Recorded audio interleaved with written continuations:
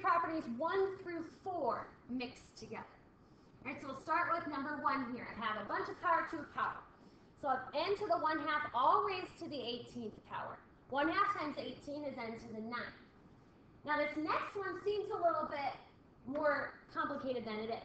I could distribute 0 to every term in the parentheses.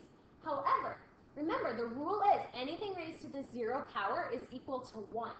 So that means this whole fraction right here is just 1. So I have n to the 9 times 1, which is n to the 9th. Number 2. Let's do outside the parentheses and then in the parentheses. The 4 is going to stay as it is. Then the n to the 2nd doesn't have anything to combine with yet. And then n to the 5th and n to the 7th is n to the 12th. Now, in the parentheses, I'm going to distribute the 3. So I have 2 to the 3rd, and m to the 8th to the 3rd is m to the 24th. Now, 2 to the 3rd is equal to 8. So I really have 4 times 8, which is 32. So look at our m's. M squared and m to the 24th is m to the 26th. And then n to the 12th stays the same.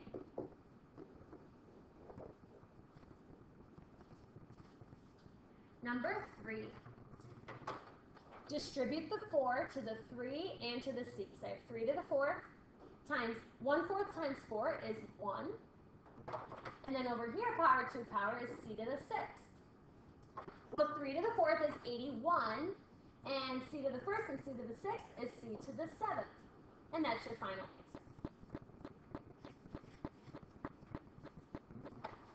Same thing, I'm going to distribute the -3 to both. So I technically have x to the -2 to the -3, y to the 4th to the -3. Now, if you don't want to write all these steps, that's okay. I'm just going to show you so that everyone can see. -2 times -3 is +6, and y to the -12. You can leave it as a negative for now. Number 5. All right, nothing in front of this expression simplifies. So I'm just going to leave 2x to the 4th, y to the 4th as it is for now. But over here, I can distribute the cubed. So I have times 2 cubed times y, power to a power here will give me y to the 9th, not 6, 9. Now, 2 cubed is 8. So when I multiply the numbers, I have 2 times 8, which is 16. X to the 4th doesn't change. And then y to the 4th and y to the 9th is y to the 13th. There you go.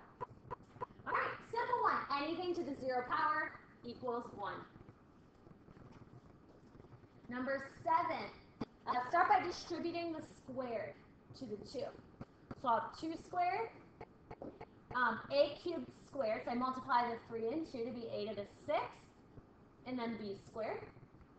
I'll do the same thing on this set of parentheses. I will multiply 3 to the 4th times a to the 8th and b to the 4th.